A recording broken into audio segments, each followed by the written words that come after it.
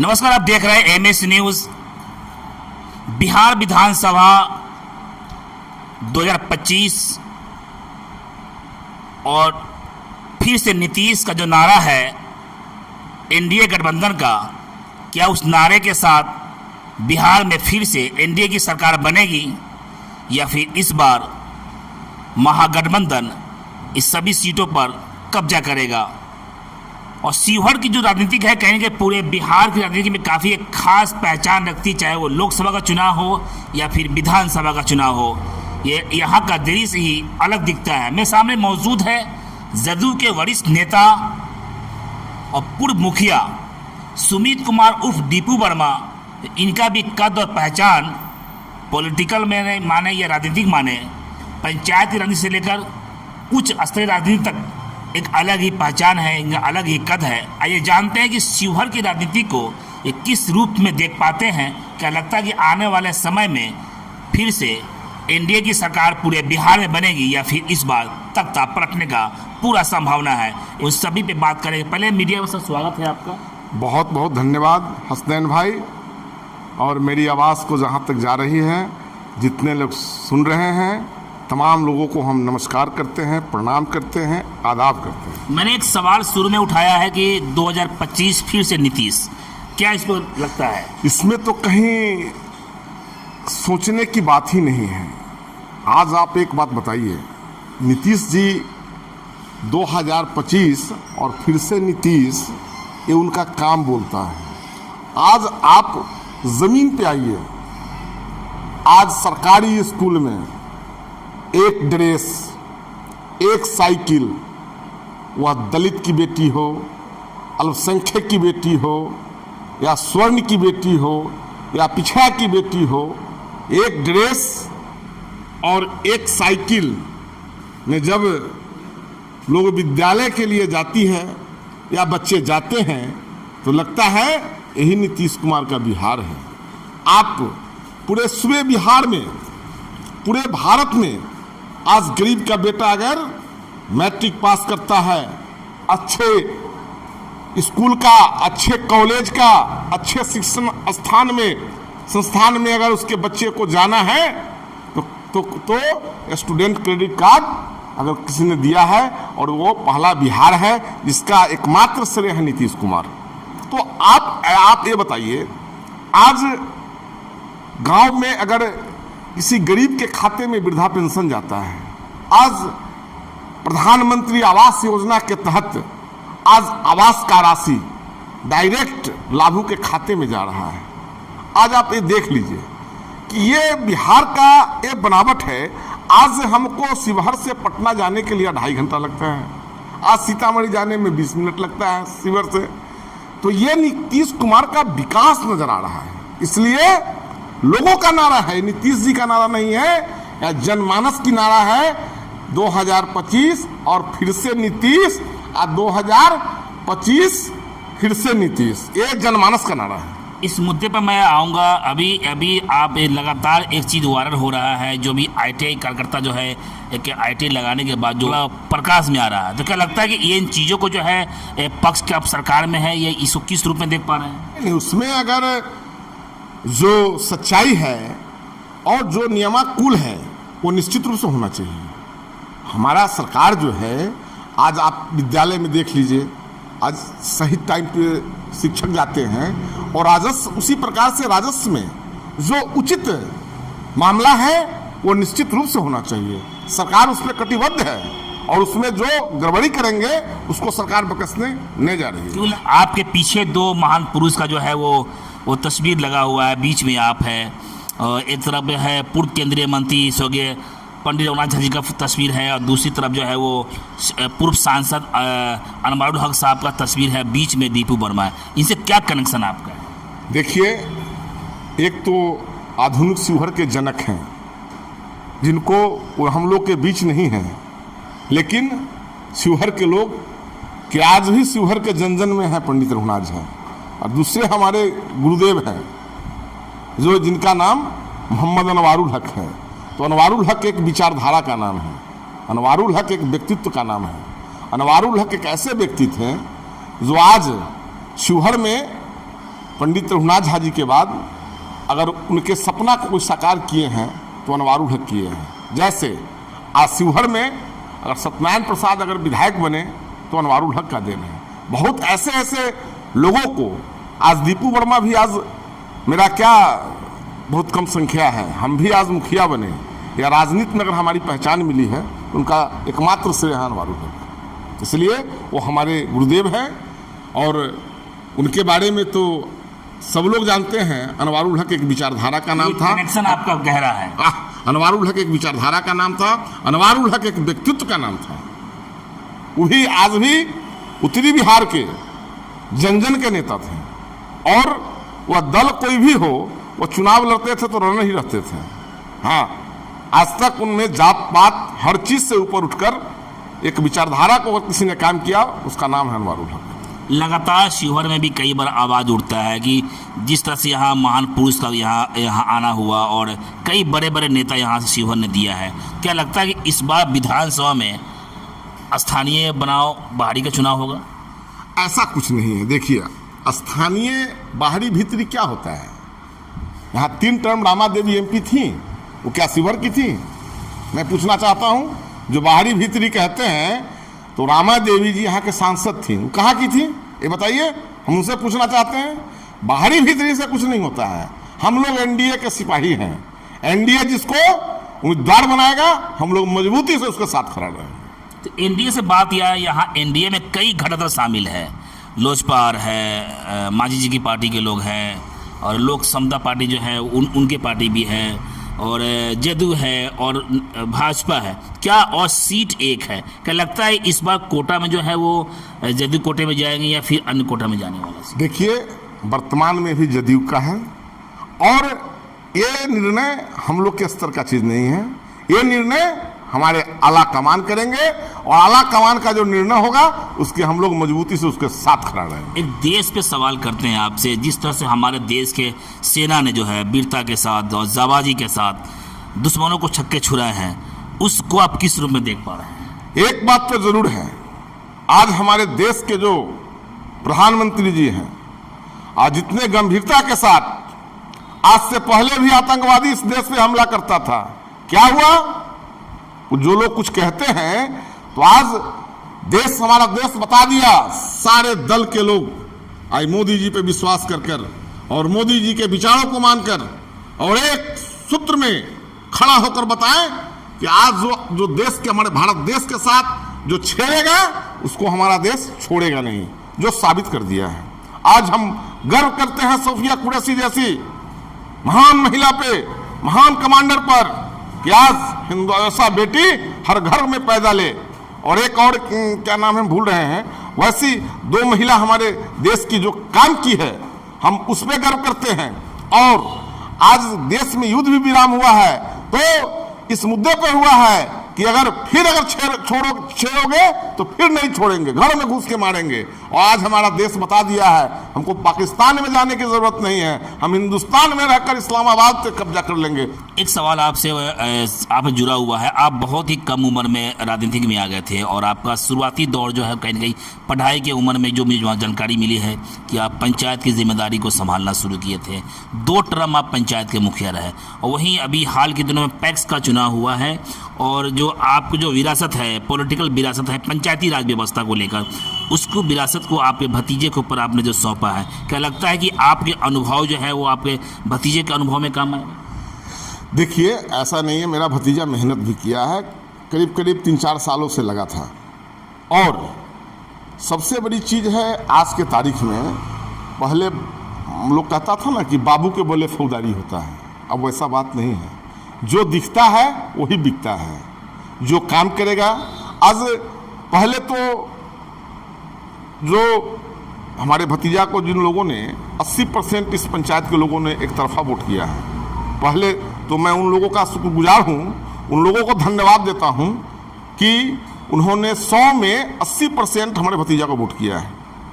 इसके लिए आज पंचायत में, आज पंचायत क्या हम लोगों का दिल का रिश्ता है। हम लोग शुरू से, हम लोग कौन जात कौन पात होता है हम लोग जानते नहीं हैं। हम लोग जन जन के साथ रहते हैं और जन जन के दिल में रहते हैं, जिसका रिजल्ट मिला है और उसको भी काम करना पड़ेगा। जनता जिस प्रकार से कसौटी पे चढ़ा है उस प्रकार से उसको भी चढ़ना पड़ेगा। जन तो उसको काम करना है और काम करेगा। हमने कहा है यहाँ जैसे आज पैक्स का गोदाम नहीं है, गोदाम है ख़त्म है, गोदाम का निर्माण कराना। मैं चाहूँगा कि इस कमरौली पंचायत में एक राइस मिल का स्थापना हो और करवाएंगे, और जो व्यापार से संबंधित जो काम है उसमें चढ़ बढ़ कर करेगा। जो रुका हुआ काम था 10 साल से कुछ हो नहीं रहा था, तो उसका रिजल्ट रवि देगा, हमको विश्वास है उस। तो क्या लगता है कि आप लगभग 20 वर्ष से पूर्व से ही आप सियासत में जुड़े हुए हैं। अभी आपने जो यहाँ पूर्व केंद्रीय मंत्री का नाम लिया, आपने सांसद पूर्व सांसद का नाम लिया, क्या लगता है कि उनकी विरासत को बचाने वाला कोई सिंहन बेटा चाहिए?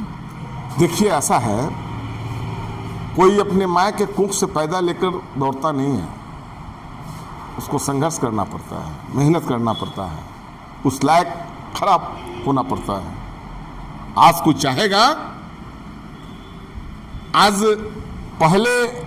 आज से 20 साल पहले की मैं बात कहता हूँ, 25 साल पहले लोग उतना शिक्षित नहीं था, तालीम की कमी थी।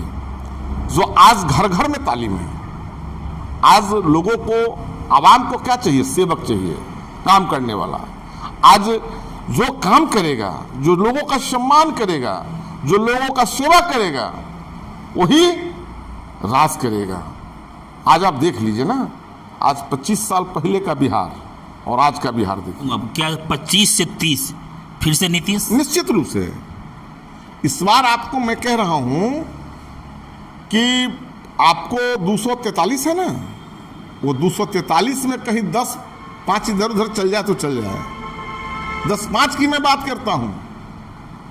2025 फिर से 29। अब देखिए, अब कोई अगड़ा पिछड़ा इसमें लोग विश्वास नहीं रखता है, अब काम में विश्वास रखता है। लेकिन विपक्ष का आरोप है कि इस बार हम डबल इंजन की सरकार को उखाड़ के फेंक देंगे बाहर, उनकी सरकार नहीं बनने देंगे। यहाँ जमानत, पहले लोग जमानत तो बचा ले, पहले लोग जमानत बचा ले।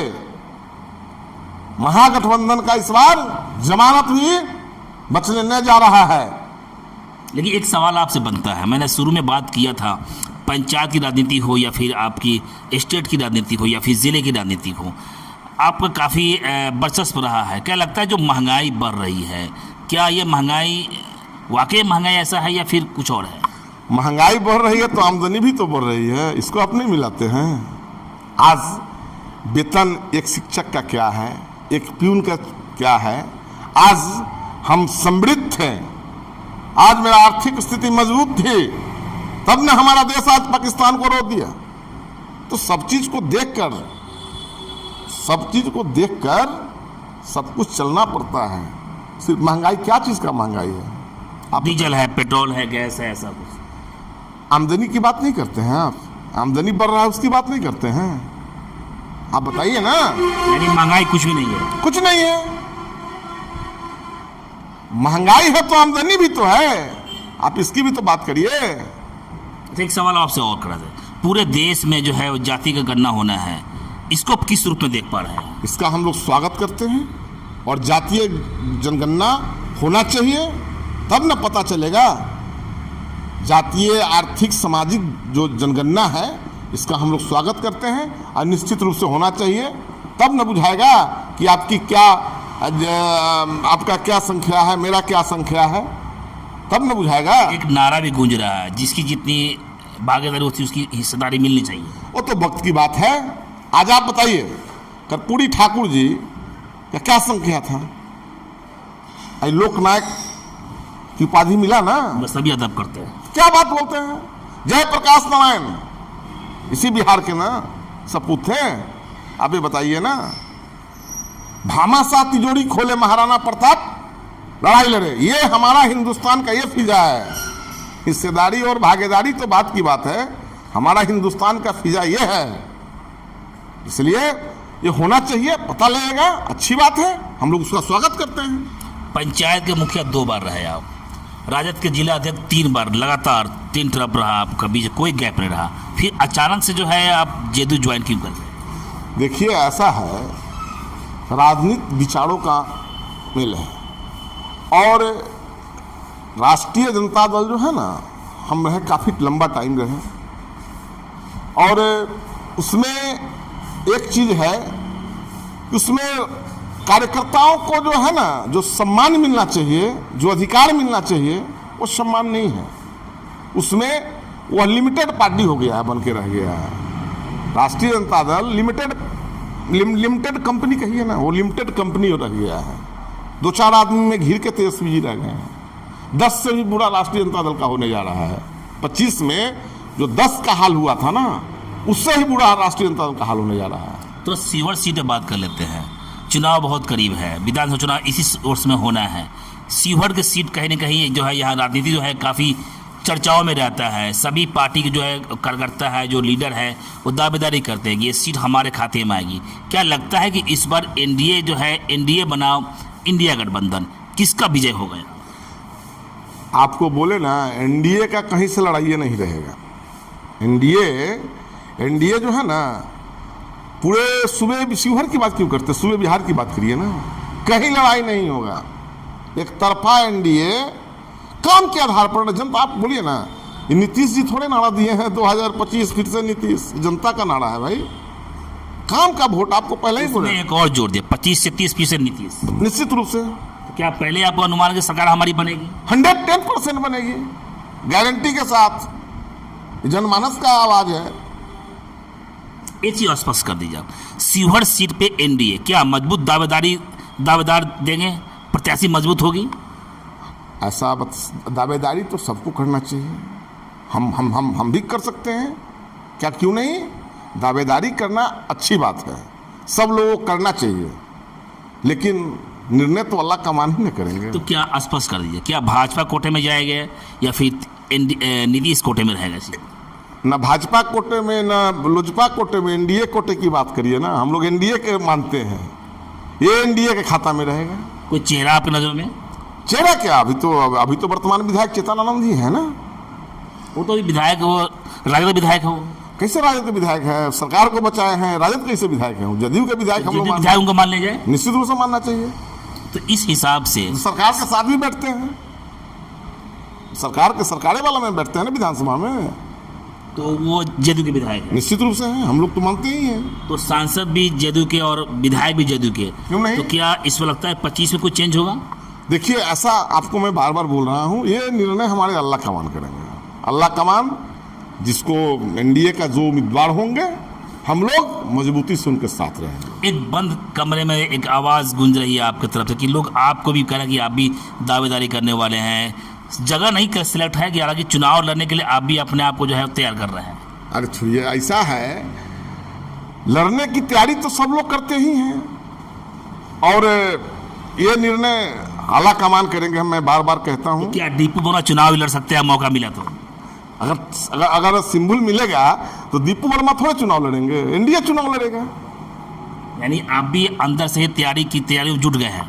अरे हम क्या जुटेंगे, हमारा कार्यकर्ता हर समय जुटा हुआ है, लगा हुआ है, देख रहे हैं बूथ बाई बूथ। मैं पूरा आपकी बात कर रहा हूँ, क्या आप चुनाव लड़ने के लिए तैयार हैं? उम्मीदवार कहीं चुनाव लड़ता है, उम्मीदवार कहीं चुनाव लड़ता है, चुनाव कार्यकर्ता लड़ता है।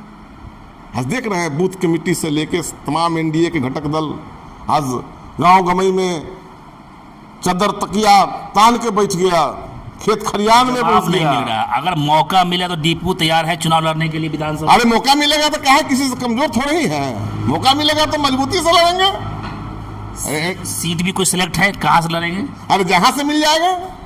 एनडीए में लड़ेगा चुनाव, दीपू वर्मा थोड़ा चुनाव लड़ेगा, एनडीए चुनाव लड़ेगा। यानी मौका मिले तो चुनाव लड़ने के लिए तैयार है। देखिए, इश्क और मोहब्बत में सब कुछ जाई है, इसी तरह चुनाव में, राजनीति में भी हर कुछ जाई है। ये मेरे सामने मौजूद थे जदयू के वरिष्ठ नेता और कद्दावर नेता माने जाने वाले, और कहीं नहीं इनका अपना पॉलिटिकल में, राजनीति में इनका कद है, पावर है, इनका अपना वजूद है।